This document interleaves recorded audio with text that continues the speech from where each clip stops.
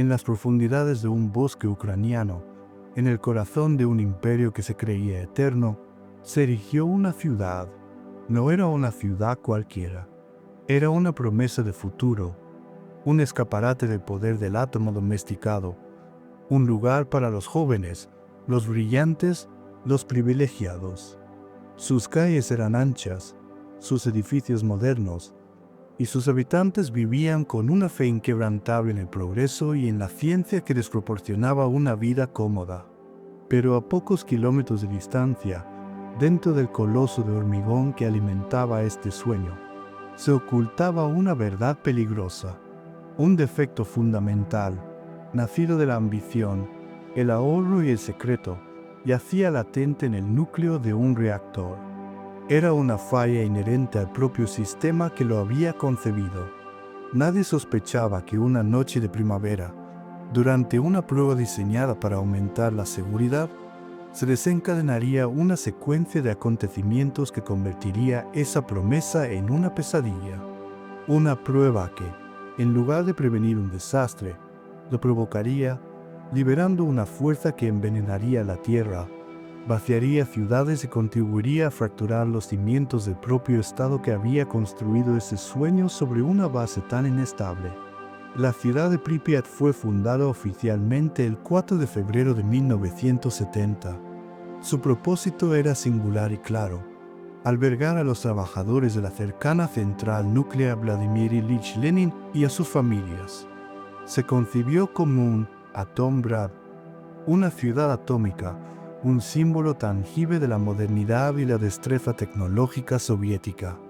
A diferencia de tantas otras ciudades a lo largo de la Unión Soviética, Pripyat era un lugar de abundancia.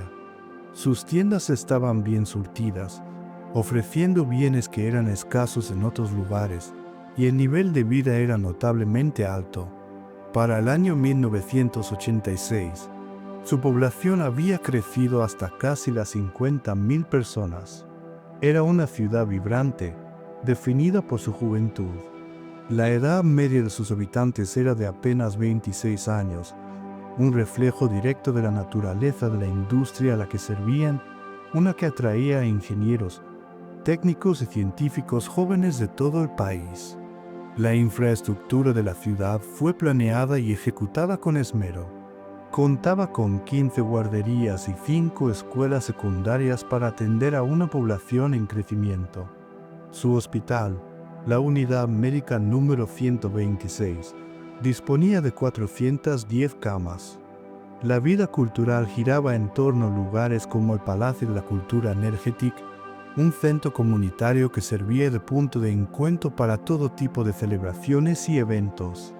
Había un cine, piscinas, estadios y amplias zonas verdes. En un gesto que simbolizaba el orgullo cívico, se plantaron miles de rosales por toda la ciudad. Quizás el símbolo más conmovedor de las aspiraciones de Pripyat era su nuevo parque de atracciones. Su inauguración estaba prevista para el 1 de mayo de 1986, para coincidir con las celebraciones del Día del Trabajador. La Noria, que hoy es un icono del abandono, esperaba silenciosamente a sus primeros pasajeros, niños y familias que nunca llegarían a disfrutarla. La ciudad era un ejemplo del átomo pacífico, un lema de la propaganda soviética que presentaba la energía nuclear como una fuerza benévola para el progreso. A diferencia de las ciudades militares cerradas, el acceso a Pripyat no estaba restringido.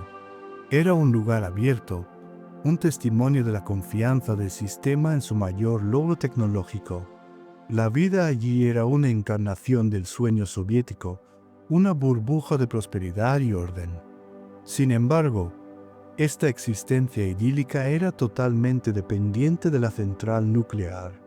La ciudad y la planta formaban un sistema simbiótico cerrado. La prosperidad de Pripyat estaba directamente ligada al funcionamiento de los reactores. Esta interdependencia, que era la fuente de su vitalidad, también hacía excepcionalmente vulnerable. El desastre que se avecinaba no solo ocurriría cerca de Pripyat, sino que destruiría la razón misma de su existencia transformando la fuente de su vida en la causa de su muerte. Esta ciudad modelo era, en esencia, una ilusión cuidadosamente construida. Representaba la creencia del sistema soviético de que no solo podía domesticar el átomo, sino también diseñar una sociedad perfecta a su alrededor. La apertura de la ciudad era una proyección de confianza, pero esta confianza se basaba en la ignorancia y el secreto sobre los verdaderos riesgos de la central. Los habitantes de Pripyat eran, a la vez, los beneficiarios y las víctimas finales de este gran engaño. La fuente de este poder y de este peligro era el reactor RBMK-1000, un diseño exclusivamente soviético, un reactor de canales de alta potencia moderado por grafito. Su núcleo albergaba barras de combustible de uranio ligeramente enriquecido. Dentro del reactor se producía una reacción de fisión en cadena.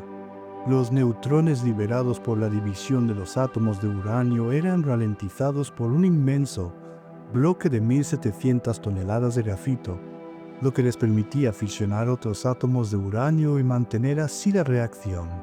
El agua que circulaba por 1.661 canales de presión individuales cumplía una doble función. Actuaba como refrigerante, absorbiendo el inmenso calor generado por la fisión, y al hervir, producía vapor que impulsaba las turbinas para generar electricidad. La tasa de esta reacción nuclear se controlaba mediante la inserción y extracción de 211 barras de control hechas de carburo de boro, un material que absorbe neutrones y frena la fisión. Sobre el papel, era una máquina de una potencia formidable. Sin embargo, su diseño albergaba defectos fundamentales, fallos que eran el resultado directo de una política que priorizaba el coste de la producción sobre la seguridad. El primer defecto, y el más crítico, era su coeficiente de hueco positivo. En la mayoría de los reactores de agua ligera, si el agua refrigerante se sobrecaliente, se convierte en vapor, creando huecos, causando que la reacción nuclear se ralentice. El agua es tanto un moderador como un refrigerante, y su pérdida en forma de vapor reduce la eficiencia de la reacción, actuando como un freno de seguridad inherente. Pero en el RBMK, el moderador principal era el grafito, no el agua. El agua, de hecho, absorbía algunos neutrones. Por lo tanto, si el agua se convertía en vapor, se creaban huecos que no absorbían tantos neutrones. Menos absorción de neutrones significaba que más neutrones estaban disponibles para causar fisión en el combustible. Esto creaba un ciclo de retroalimentación positiva y peligrosa. A baja potencia, un aumento de vapor conducía a un aumento de la potencia del reactor, lo que a su vez generaba más calor y más vapor, en una espiral ascendente e incontrolable. El reactor era inherentemente inestable en estas condiciones de baja potencia. El segundo fallo residía en el diseño de las barras de control del sistema de parada de emergencia, conocido como A5. Las barras de boro, diseñadas para detener la reacción, tenían puntas de grafito de 4,5 metros de longitud. La lógica era que el grafito desplazaría el agua al entrar en el núcleo, evitando un aumento de reactividad en la parte inferior cuando las barras estaban completamente extraídas. Sin embargo, esto creaba una consecuencia no deseada y letal. Al iniciar una parada de emergencia desde una posición casi totalmente extraída, las puntas de grafito entraban primero en el núcleo. Durante unos segundos cruciales, antes de que el boro absorbente pudiera hacer efecto, el grafito desplazaba el agua refrigerante, que absorbía neutrones y aumentaba drásticamente la reactividad en la parte inferior del núcleo.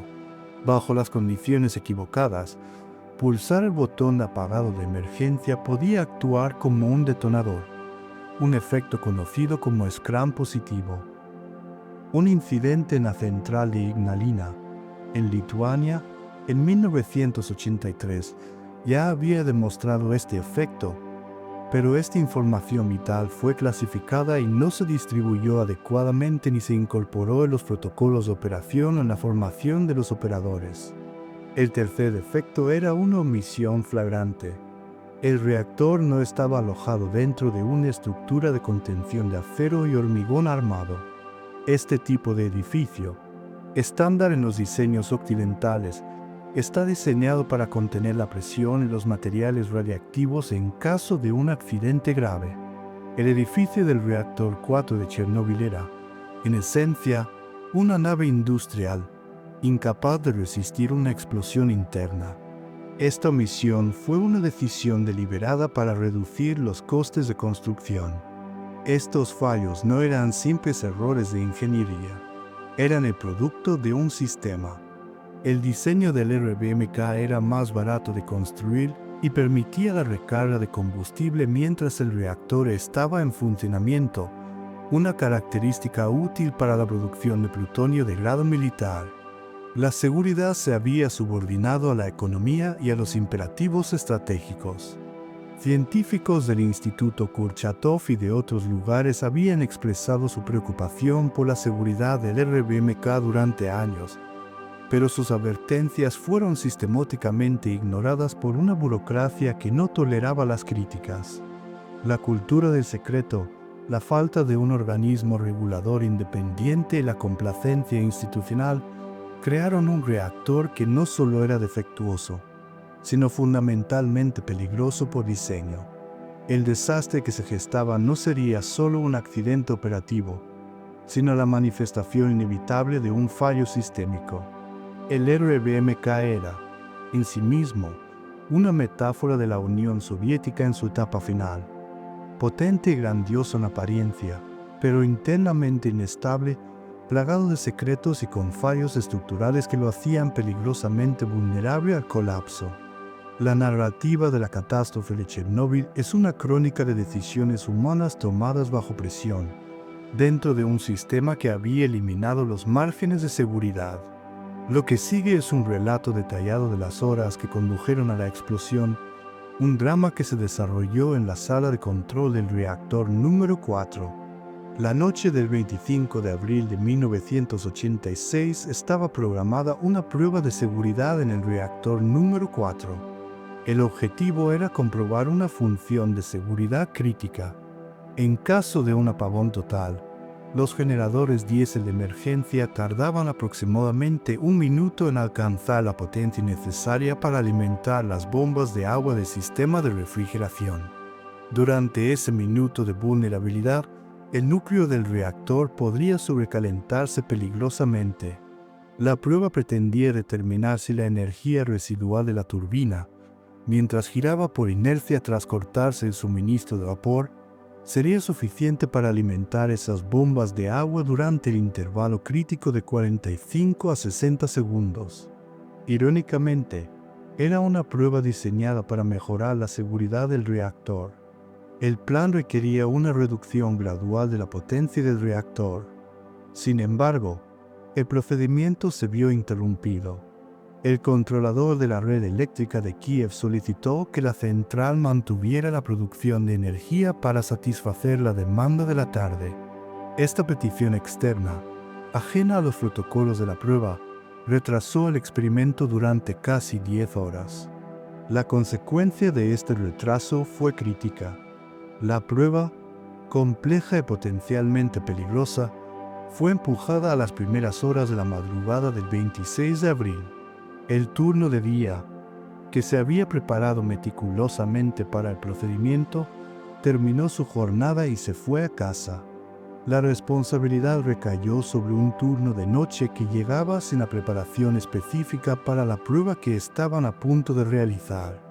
El equipo de la noche estaba compuesto por el jefe de turno, Alexei Nakimov, un ingeniero competente de 33 años graduado en el prestigioso Instituto de Ingeniería Energética de Moscú, y el operador responsable del reactor, Leonid Toktunov.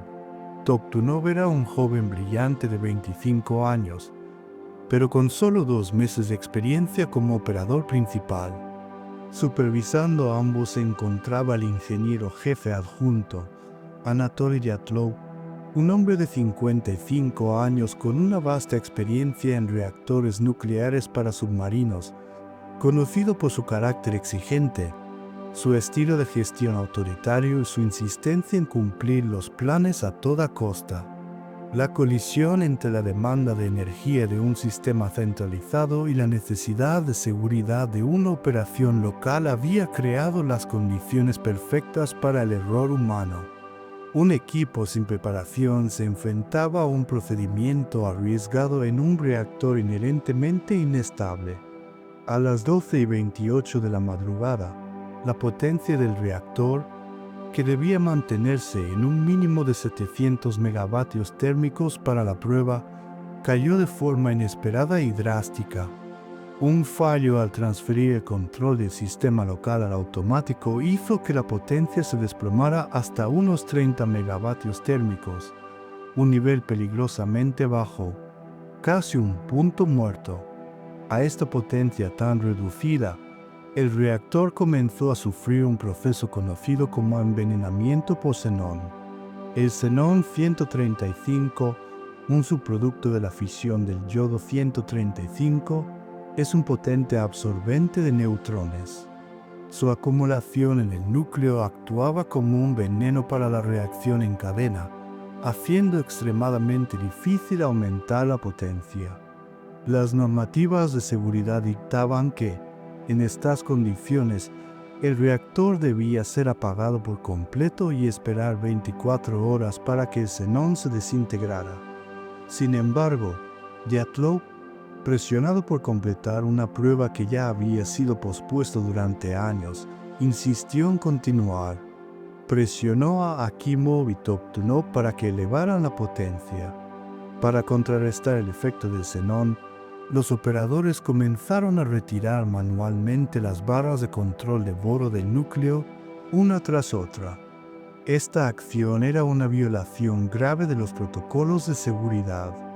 Las barras de control eran el principal sistema de frenado del reactor, y al extraerlas, lo estaban dejando prácticamente sin capacidad de parada. Para poder continuar con la prueba y evitar que los sistemas automáticos interfirieran, los operadores desactivaron varias alarmas y circuitos de seguridad cruciales, incluyendo el sistema de refrigeración de emergencia del núcleo. Entre la 1 y la 1:22 de la madrugada, la situación se volvió cada vez más precaria. Para mantener la potencia en torno a los 200 megavatios térmicos, muy por debajo de los 700 megavatios térmicos requeridos por el plan de prueba, los operadores habían retirado casi todas las barras de control. El margen de reactividad operacional, un indicador crucial de la seguridad del reactor, se había reducido al equivalente de menos de 8 barras, cuando la normativa exigía un mínimo de 30 en todo momento. El reactor se encontraba en un estado de volatilidad extrema, una bomba de tiempo esperando la menor perturbación. El análisis de estos eventos revela que el error humano fue inducido por el sistema, la presión por cumplir con la producción, la cultura de gestión autoritaria que desalentaba el cuestionamiento de las órdenes y, lo más importante, la ignorancia de los operadores sobre los efectos fatales del reactor, crearon un camino hacia el desastre. En sus memorias, Dyatlov argumentaría que, desde su perspectiva y con la información de la que disponían, no violaron ninguna regulación que consideraran crítica y que no tenían conocimiento de que pulsar el botón de apagado podría provocar una explosión. Estaban operando una máquina cuyas peores características habían sido ocultadas por sus propios diseñadores. A la 1:23:04, con el reactor en un estado prohibido y peligrosamente inestable, comenzó la prueba. Se cortó el suministro de vapor a la turbina número 8, dejándola girar por inercia. La siguiente secuencia de eventos se desarrolló en menos de un minuto, culminando la destrucción del reactor. Con las bombas de refrigeración principales ralentizándose, el flujo de agua a través del núcleo disminuyó. El agua que quedaba en los canales de combustible comenzó a hervir rápidamente, llenando el núcleo de vapor. En ese momento, el defecto de diseño más peligroso del RBMK, el coeficiente de hueco positivo, se manifestó con una fuerza devastadora. La creciente cantidad de vapor redujo la absorción de neutrones y la potencia del reactor comenzó a aumentar de forma exponencial y descontrolada. Viendo las lecturas en su panel, Alexei Akimov, el jefe de turno, tomó la única decisión que parecía lógica. A la 1:23:40, gritó la orden de presionar el botón de parada de emergencia A5. Fue el acto final, un intento desesperado por salvar la situación que, paradójicamente, la sellaría. Las barras de control comenzaron a descender hacia el núcleo, pero su diseño era fatalmente defectuoso. Las puntas de grafito entraron primero, desplazando el agua restante en la parte inferior del núcleo. Durante 3 segundos, la reactividad en la base del reactor, en lugar de disminuir, se disparó a niveles inimaginables. La potencia aumentó a más de 100 veces la capacidad nominal del reactor. El calor extremo fracturó las barras de combustible. Los fragmentos calientes entraron en contacto con el agua refrigerante, provocando una violenta y masiva explosión de vapor. Los canales de combustible se rompieron. A la 1:23:47, la presión del vapor se volvió incontenible. La primera explosión, con una fuerza titánica, arrancó de su sitio la losa biológica superior del reactor, una tapa de acero y hormigón de 1000 toneladas, y la lanzó al aire. El núcleo del reactor quedó expuesto a la atmósfera. Segundos después, una segunda explosión, aún más potente, sacudió la central. Una mezcla de hidrógeno, generado por la reacción del circonio de las barras de combustible con el vapor a temperaturas extremas, y monóxido de carbono detonó al entrar en contacto con el oxígeno del aire. Esta explosión demolió el edificio del reactor y expulsó una columna de grafito incandescente, combustible nuclear pulverizado y productos de fisión hacia el cielo nocturno. El corazón del átomo pacífico estaba ahora abierto, ardiendo y liberando una plaga invisible sobre el mundo. Dentro de la planta, el caos era absoluto. El operador Valery Kodemchuk, que se encontraba en la sala de bombas de circulación principal, murió instantáneamente, su cuerpo sepultado bajo los escombros del edificio. Nunca fue encontrado. Vladimir Sasenok, que estaba en una sala de instrumentos, sufrió quemaduras mortales y una dosis letal de radiación. Fallecería en el hospital de Pripyat unas horas más tarde. Fueron las 2 primeras víctimas directas. Desde el exterior, el espectáculo era a la vez aterrador y extrañamente hipnótico.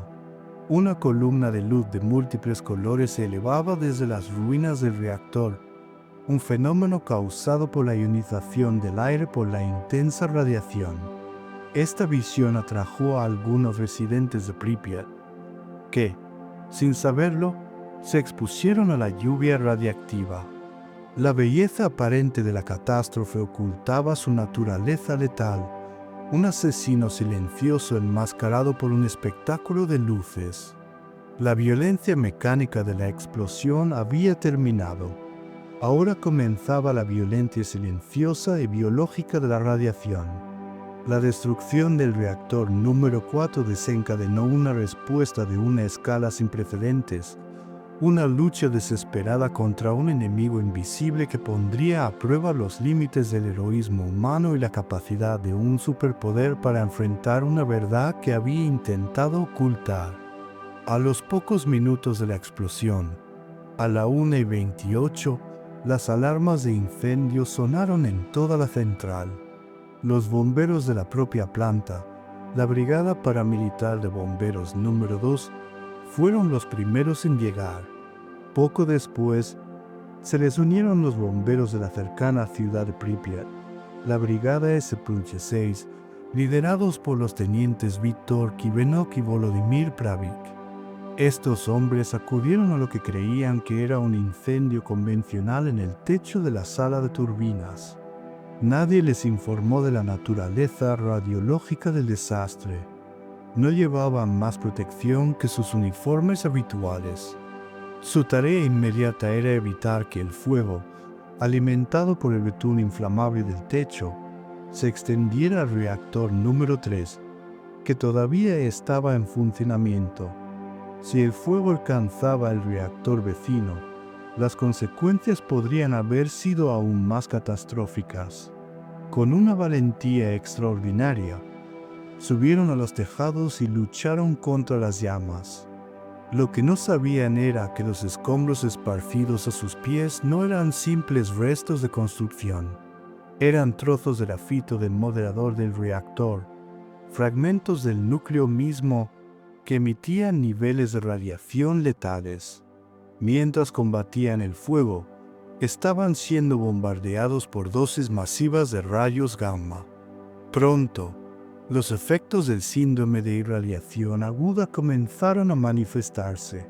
Los hombres experimentaron un sabor metálico en la boca, seguido de náuseas y vómitos incontrolables. Su piel, expuesta a la intensa radiación beta, comenzó a enrojecerse y a quemarse, desarrollando lo que se conocería como bronceado nuclear. A pesar de su sufrimiento, lograron contener el incendio principal en unas pocas horas, con los fuegos del techo localizados hacia las 2:20 y completamente extinguidos a las 5. Su acción evitó una catástrofe aún mayor. El coste humano fue terrible. La historia del bombero Vasily Natenko y su esposa Lyudmila, documentada por la premio Nobel Svetlana Alexievich, personifica esta tragedia. Lyudmila relató cómo su esposo, junto con otros, fue trasladado al Hospital número 6 de Moscú, una instalación especializada en enfermedades por radiación. Allí, fue testigo de la horrible desintegración de su cuerpo. Empezó a cambiar, recordó. Todos los días me encontraba con una persona completamente nueva. Las quemaduras empezaron a salir a la superficie, en la boca, en la lengua, en las mejillas. Su piel se agrietaba, su cuerpo azul, rojo, gris parduzco. Vasily murió el 13 de mayo de 1986, tras 14 días de agonía. Lyudmila, que estaba embarazada, permaneció a su lado. Su hija, Natasha, nació prematuramente y murió a las pocas horas, con Lyudmila convencida de que la niña había absorbido la dosis de radiación de su padre, actuando como un pararrayos. En total, 237 trabajadores de la planta de personal de emergencia fueron hospitalizados con síntomas de enfermedad por radiación. Se confirmaron 134 casos de SIA. De ellos, 28, la mayoría bomberos y personal de la planta que estuvieron en el lugar en las primeras horas, murieron en los 3 meses siguientes a causa de sus heridas por radiación. Su sacrificio, forjado en la ignorancia del peligro real, fue la primera y más visceral demostración del coste humano de la catástrofe y de las mentiras que la rodearon, mientras los bomberos luchaban en el exterior. En el interior de los búnkeres de la central reinaba la negación. El director de la planta, Víctor Bryukhanov, y el ingeniero jefe, Nikolai Fomin, se negaron a aceptar la realidad. Sus primeros informes a Moscú minimizaban la situación, afirmando que el reactor estaba intacto y que solo se había producido un incendio. Esta desinformación inicial, transmitida por la cadena de mando, retrasó fatalmente la respuesta adecuada. Ante la creciente evidencia de una catástrofe, Moscú estableció una comisión gubernamental para investigar y gestionar la crisis. Al frente de la comisión se colocó a Boris Chervina, vicepresidente del Consejo de Ministros, un aparachi de partido, un hombre leal al sistema, conocido por su dureza y eficacia en la industria del petróleo y el gas. Junto a él, como principal experto científico, estaba Valery Legasov, un eminente químico y primer subdirector del Instituto Kurchatov de Energía Atómica.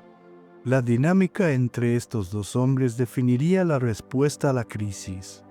Chervina, inicialmente escéptico y más preocupado por las apariencias y la lealtad al partido, se vio obligado a enfrentarse a la cruda realidad por la insistencia de Legasov y la abrumadora evidencia científica.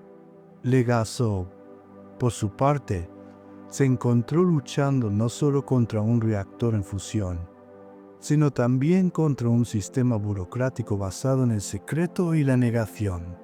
Las transcripciones de las reuniones del Politburó, desclasificadas años después, revelan el shock y la confusión en los más altos niveles del poder soviético. En esas reuniones, los líderes admitieron en privado que conocían las deficiencias del reactor RBMK. El propio Mikhail Gorbachev lamentó la cultura de secreto y la incompetencia que habían permitido que ocurriera el desastre. Las cintas de audio que Legasov grabó en secreto antes de su suicidio 2 años después confirman que él y otros científicos habían expresado durante años su preocupación por la seguridad de los reactores RBMK. Pero sus advertencias fueron sistemáticamente ignoradas por un sistema que no toleraba las críticas.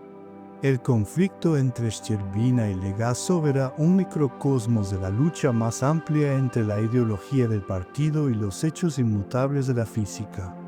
La dolorosa transformación de Chervina de burócrata a gestor de crisis reflejó el propio viaje forzado de la Unión Soviética hacia el reconocimiento de una verdad que ya no podía ocultar. La verdad, sin embargo, no fue revelada por el propio sistema, sino por el mundo exterior. El 28 de abril, 2 días después de la explosión, los sensores de la central nuclear de Forsmark en Suecia, a más de 1000 kilómetros de distancia, detectaron niveles anormalmente altos de partículas radiactivas. Tras confirmar que sus propias instalaciones eran seguras, los técnicos suecos rastrearon la dirección del viento y determinaron que la fuente de la contaminación estaba en territorio soviético. El gobierno sueco exigió una explicación. La nube radiactiva había hecho lo que ninguna disidencia política podía hacer: cruzar el telón de acero sin ser detenida. La presión internacional hizo que el secretismo fuera insostenible.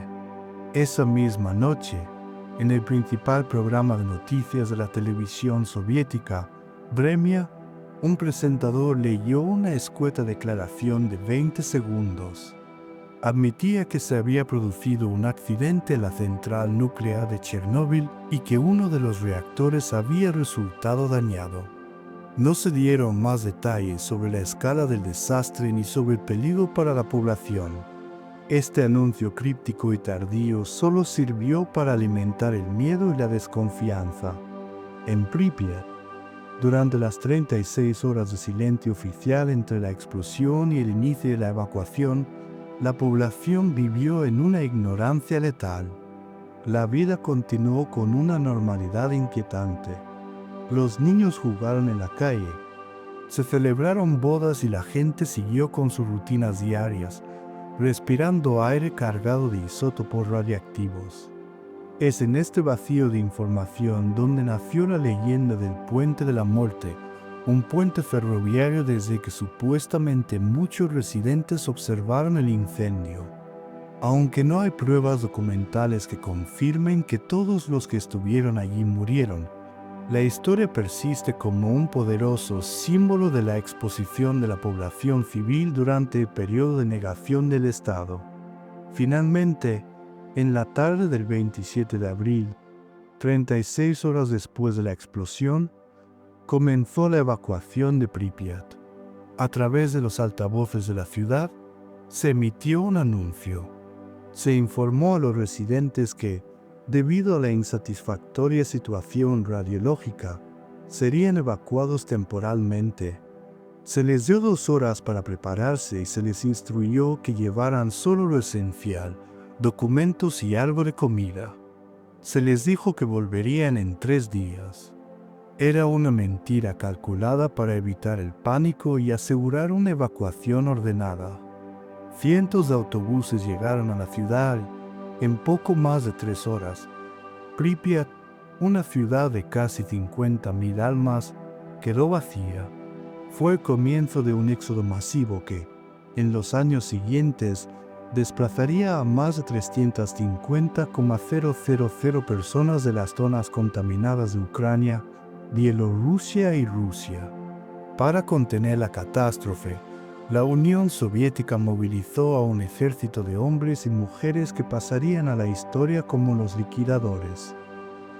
En total, se estima que unas 600,000 personas participaron en las labores de limpieza y contención en los años posteriores al accidente. Eran soldados, bomberos, ingenieros, científicos, mineros y trabajadores de la construcción, reclutados de todas las repúblicas soviéticas. Sus tareas eran monumentales y se llevaron a cabo en condiciones de un peligro extremo. Los pilotos de helicóptero realizaron cientos de misiones sobre el núcleo expuesto y en llamas del reactor. Volando a través de columnas de humo y radiación intensa, arrojaron 5.000 toneladas de una mezcla de arena, arcilla, boro para absorber neutrones y plomo para contener la radiación, en un intento desesperado por sofocar el incendio del grafito.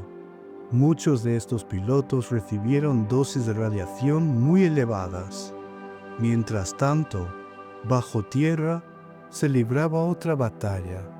Existía el temor de que el núcleo fundido, una masa de combustible nuclear en materiales derretidos llamada corium, pudiera abrirse paso a través del suelo de hormigón del reactor y entrar en contacto con el agua de las piscinas de supresión de vapor situadas debajo, lo que podía provocar una segunda explosión de vapor de consecuencias inimaginables.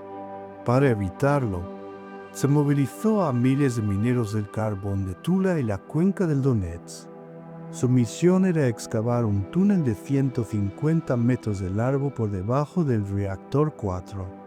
Trabajaron día y noche, en condiciones de calor sofocante y altos niveles de radiación, utilizando solo picos y palas.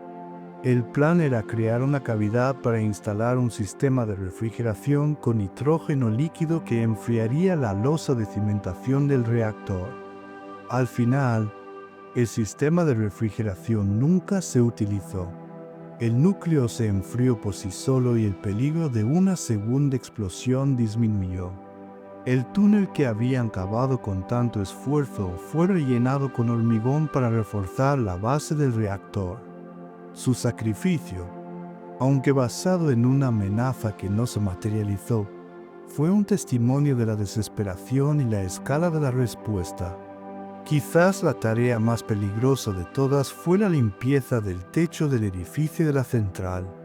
Los escombros radiactivos, especialmente los bloques de grafito del núcleo, debían ser retirados antes de que se pudiera construir una estructura de contención permanente. Los niveles de radiación en el techo eran tan altos que inutilizaban los circuitos de los robots y vehículos teledirigidos que se intentaron utilizar. Los robots de fabricación alemana y japonesa fallaron en el campo de radiación extrema. Cuando la tecnología fracasó, el sistema recurrió a su último recurso, la vida humana. Se reclutó a 3.828 soldados para que actuaran como biorobots. Equipados con rudimentarios trajes de plomo, a menudo hechos a mano, corrían hacia el techo, recogían un trozo de escombro con una pala y lo arrojaban a las ruinas del reactor. Cada incursión duraba entre 40 y 90 segundos. el tiempo máximo que se consideraba que un hombre podía estar expuesto antes de recibir una dosis de radiación que limitaría su vida. La respuesta soviética a Chernóbil siguió un patrón emblemático del propio sistema. Primero, la negación y la mentira para controlar la información. Segundo, cuando la realidad física se impuso, se lanzó un número abrumador de vidas humanas al problema, tratándolas como un recurso prescindible.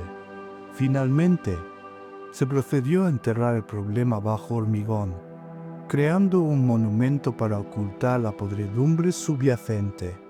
La contención de Chernóbil se logró a través de un sacrificio humano masivo, un escudo humano desplegado para proteger a Europa de un desastre provocado por la negligencia del propio Estado soviético.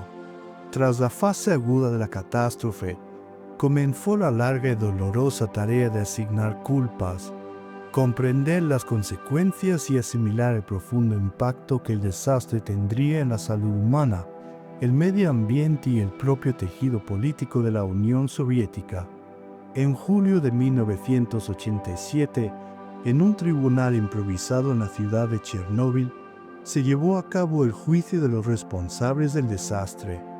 Los principales acusados fueron el director de la planta, Viktor Bryukhanov, el ingeniero jefe, Nikolai Fomin, y el ingeniero jefe adjunto, Anatoly Dyatlov. El juicio fue en gran medida un acto de teatro político. Con acceso limitado para la prensa extranjera, el veredicto era una conclusión previsible. Los tres fueron declarados culpables de mala gestión criminal de empresas potencialmente explosivas y sentenciados a 10 años en campos de trabajo. En su testimonio, Bryukhanov reconoció fallos de gestión pero no aceptó toda la culpa, citando problemas con los recursos y la formación. Dyatlov, de manera similar, admitió negligencia parcial pero negó la responsabilidad directa, culpando a los defectos del equipo y del diseño del reactor. Alexa Nakimov y Leonid Toptunov, que habían muerto a causa de la radiación, fueron convenientemente eximidos de enjuiciamiento póstumo, aunque sus familias recibieron cartas oficiales que los implicaban. El juicio reflejó la narrativa oficial inicial del Estado soviético, que fue presentada al mundo por Valery Legasov en una conferencia de la Agencia Internacional de Energía Atómica en Viena en agosto de 1986. Este primer informe, conocido como INSAR-1, culpó abrumadoramente a los operadores por una serie de graves violaciones de los procedimientos, describiendo sus acciones como un experimento imprudente. Sin embargo, Legasov admitiría más tarde en sus tintas secretas que no dijo toda la verdad en Viena, ocultando la magnitud de los fallos de diseño del reactor bajo la presión del Politburó. La verdad completa tardaría años en salir a la luz. No fue hasta 1992, tras la caída de la Unión Soviética, que la IAEA publicó un informe revisado, INSAR-7. Este documento, basado en nueva información de científicos rusos y ucranianos, cambió drásticamente el enfoque. Concluyó que las acciones de personal operativo no eran la causa principal, sino que el accidente se debió principalmente a efectos en el diseño del reactor, especialmente en los sistemas de control y protección. El informe destacaba el efecto de Scram positivo de las barras de control como un fallo de diseño fatal y reconocía que los operadores no habían sido informados de los peligros inherentes del reactor al operar a baja potencia. Esta conclusión reivindicó la postura que Anatoly Dyatlov mantuvo hasta su muerte. En sus memorias, publicadas póstumamente, argumentó con vehemencia que él y su equipo fueron chivos expiatorios de un fallo sistémico. Sostuvo que, según los manuales y la información de que disponían, el reactor se encontraba en un estado estable antes de pulsar el A5 y que no cometieron ninguna violación que, según su conocimiento, pudiera conducir a una explosión. Su pregunta fundamental, que resuena a través de la historia del desastre, fue: ¿cómo y por qué debían los operadores compensar los errores de diseño que no conocían? El impacto de Chernóbil en la salud humana es uno de sus legados más complejos y debatidos. La explosión liberó una cantidad de material radiactivo a la atmósfera cientos de veces superior a la de las bombas de Hiroshima y Nagasaki, contaminando más de 200,000 kilómetros cuadrados de Europa. Las muertes directas e inmediatas están claramente documentadas. 2 trabajadores de la planta murieron por las explosiones. 28 bomberos y empleados de la central fallecieron en los meses siguientes por síndrome de irradiación aguda, y otra persona murió por una trombosis coronaria, sumando un total de 31 muertes confirmadas en la fase aguda. El tratamiento de los pacientes con SIA en el hospital número 6 de Moscú fue una experiencia médica terrible y sin precedentes, donde los médicos, incluido el especialista estadounidense en trasplantes de médula ósea Robert Gale, lucharon contra los estragos de dosis masivas de radiación utilizando tratamientos a menudo experimentales. El efecto a largo plazo más claramente establecido es el cáncer de tiroides. La liberación masiva del isótopo radiactivo Yod-131, que se concentra en la glándula tiroides, provocó un aumento drástico de esta enfermedad, especialmente entre quienes eran niños o adolescentes en 1986 y que consumieron leche y alimentos contaminados.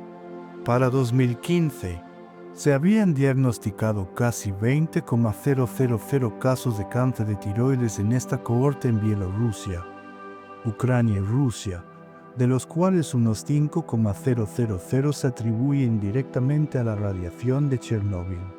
Afortunadamente, con tratamiento, la tasa de supervivencia de este tipo de cáncer es muy alta. La cifra total de muertes a largo plazo es una cuestión de intensa controversia científica y política. El Foro de Chernóbil de las Naciones Unidas y la Organización Mundial de la Salud, en su informe de 2005, proyectaron que hasta 4,000 personas podrían morir prematuramente a causa de la exposición a la radiación entre los grupos más expuestos. Otros estudios, a menudo citados por organizaciones ecologistas, han sugerido cifras mucho más altas, llegando a decenas o incluso cientos de miles. Sin embargo, los informes del Comité Científico de las Naciones Unidas para el Estudio de los Efectos de las Radiaciones Atómicas, la autoridad científica mundial en la materia, no han encontrado hasta la fecha un aumento estadísticamente significativo en la incidencia de otros cánceres sólidos o leucemia en la población general que pueda atribuirse de forma concluyente a la radiación de Chernóbil. Más allá del cáncer, uno de los impactos más profundos y generalizados ha sido el psicológico. La OMS ha calificado el trauma mental como la principal consecuencia para la salud pública del desastre. El miedo a un enemigo invisible, la desconfianza en las autoridades, el estrés del reasentamiento forzoso y la incertidumbre sobre la propia salud y la de los hijos han provocado altas tasas de ansiedad, depresión, trastorno de estrés postraumático y síntomas físicos inexplicables en las poblaciones afectadas. Millones de personas viven con la etiqueta de víctimas de Chernóbil, una carga que ha afectado negativamente a su bienestar y a sus expectativas de vida, un fenómeno a menudo exacerbado por las políticas gubernamentales que fomentaban un sentimiento de victimismo. El coste económico de la catástrofe ha sido astronómico. Las estimaciones modernas, que tienen en cuenta la limpieza, el reasentamiento, la atención sanitaria, la pérdida de tierras agrícolas y los costes de contención, sitúan la cifra en unos 700,000 millones de dólares, lo que convierte a Chernóbil en el desastre más caro de la historia. Para la Unión Soviética, el golpe fue devastador. Mikhail Gorbachev escribió años más tarde que la fusión nuclear de Chernóbil fue quizás la verdadera causa del colapso de la Unión Soviética. Esta afirmación, aunque puede parecer una exageración, apunta a una verdad profunda.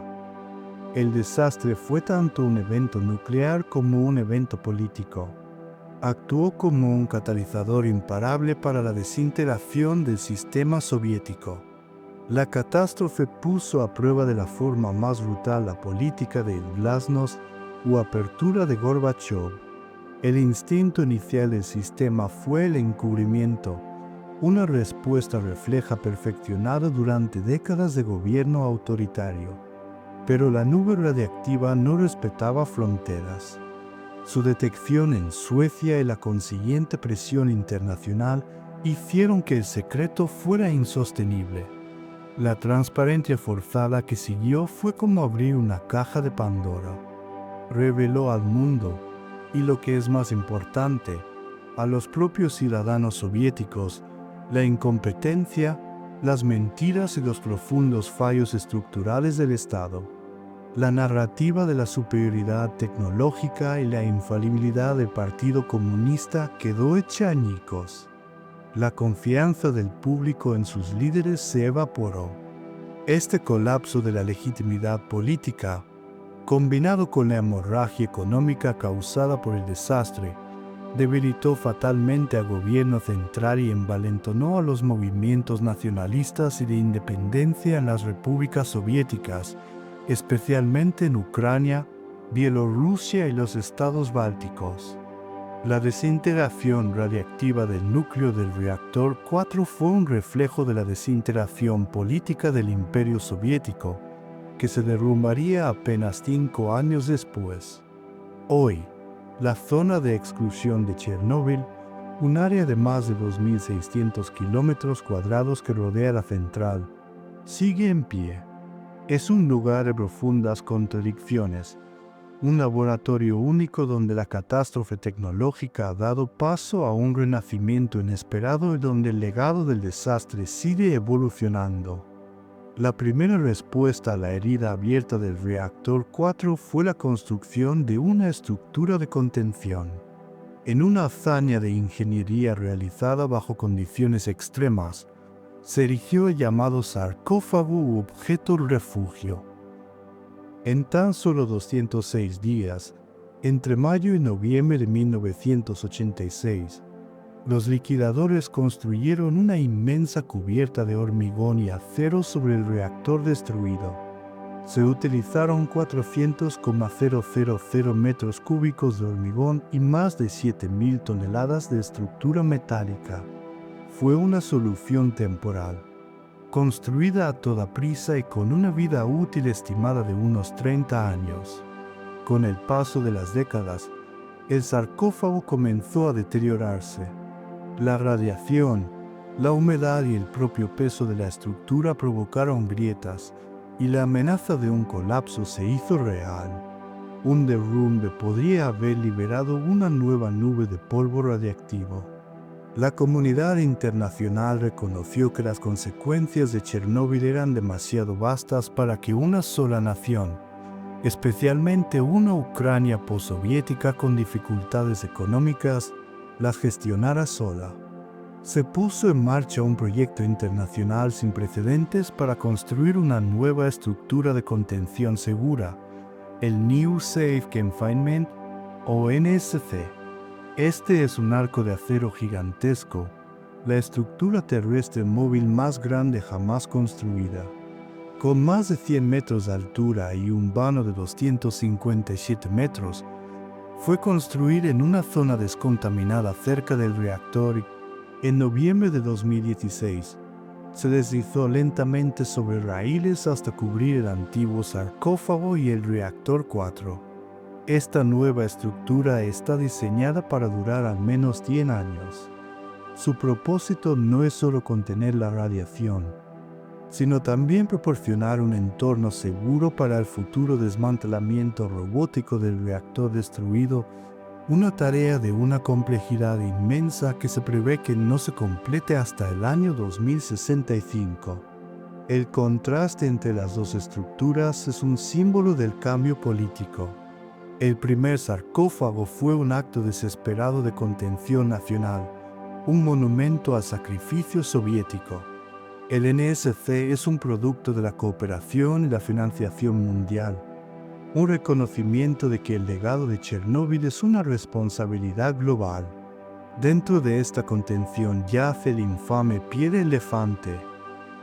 Esta masa de corium, una mezcla solidificada de combustible nuclear fundido, hormigón, arena y metal, se formó cuando el núcleo se derritió y fluyó hacia los sótanos del reactor. Descubierto en diciembre de 1986, emitía entonces entre 8,000 y 10,000 roentgens por hora, una dosis letal para un ser humano en cuestión de minutos. Hoy, aunque su radiactividad ha disminuido considerablemente, sigue siendo extremadamente peligroso. Con el tiempo, la masa se ha vuelto frágil, agrietándose y desmoronándose en un polvo radiactivo que supone un grave riesgo de inhalación. Su estado actual, descrito como similar a la arena, y la posibilidad de que continúen las reacciones de fisión en su interior, lo convierten en un objeto de vigilancia constante. La ciudad de Pripyat es un monumento al desastre, una ruina moderna donde el tiempo se detuvo en abril de 1986. Sus edificios de apartamentos vacíos, sus escuelas con libros de texto abiertos sobre los pupitres y sus parques infantiles oxidados están siendo lentamente reclamados por la naturaleza. El bosque avanza, el asfalto se resquebraja y los árboles crecen en el interior de los edificios. En esta ausencia forzada de humanidad ha ocurrido algo extraordinario. La zona de exclusión se ha convertido, de forma involuntaria, en una de las mayores y más ricas reservas naturales de Europa. Sin la presión de la agricultura, la industria y la presencia humana, la vida salvaje ha regresado con una fuerza sorprendente. Poblaciones de lobos, jabalíes, alces y ciervos prosperan. Especies que habían sido exterminadas en la región han vuelto a aparecer. Se han avistado bisontes europeos, caballos de Przewalski en peligro de extinción, linces e incluso osos pardos, animales que no se veían en esta zona desde hacía más de un siglo. Esta recuperación crea una paradoja inquietante. Sugiere que, para muchas especies, la presión constante de la actividad humana es una amenaza mayor que una contaminación radiactiva severa. La zona no es un paraíso prístino, es un laboratorio radiactivo, un ecosistema único y complejo forjado a partir de una catástrofe. Sin embargo, este santuario accidental no es inmune a la locura humana. Los incendios forestales, cada vez más frecuentes, representan una amenaza constante, ya que pueden liberar a la atmósfera las partículas radiactivas atrapadas en la vegetación y el suelo.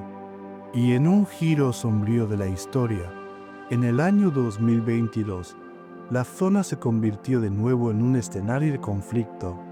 Durante la invasión de Ucrania, las fuerzas militares rusas ocuparon la central y la zona de exclusión. Se informó de que los soldados cavaron trincheras en el Bosque Rojo, una de las áreas más contaminadas del planeta, levantando polvo radiactivo y exponiéndose a un peligro que, al parecer, desconocían. La infraestructura científica de la zona, dedicada al estudio de los efectos de la radiación, sufrió daños. Este evento demostró que el legado de Chernóbil sigue siendo vulnerable y que la intervención humana puede seguir desestabilizando este frágil y peligroso equilibrio. A pesar de la prohibición, una pequeña y menguante comunidad de personas vive dentro de la zona de exclusión. Son los Amoseli, los autocolonos. En su mayoría son residentes ancianos, principalmente mujeres, que desafiaron a las autoridades y regresaron ilegalmente a sus hogares ancestrales en los pueblos abandonados. Se estima que hoy quedan menos de 200 de estos retornados, con una edad promedio superior a los 60 años. Tras los intentos iniciales de expulsarlos, las autoridades finalmente aceptaron su presencia, permitiéndoles vivir de manera informal y proporcionando servicios de apoyo limitados. Para ellos, el apego a su tierra, a sus hogares y a un modo de vida rural era más fuerte que el miedo a la radiación. Viven de la tierra, cultivando sus huertos y criando animales, en un paisaje que es a la vez su hogar y una fuente de contaminación invisible. Su existencia es un testimonio conmovedor de la resiliencia humana y del profundo poder del concepto de hogar. La historia de Chernóbil está lejos de haber terminado. El reactor 4 no está muerto. Dentro del nuevo confinamiento seguro, la masa de combustible fundido sigue activa.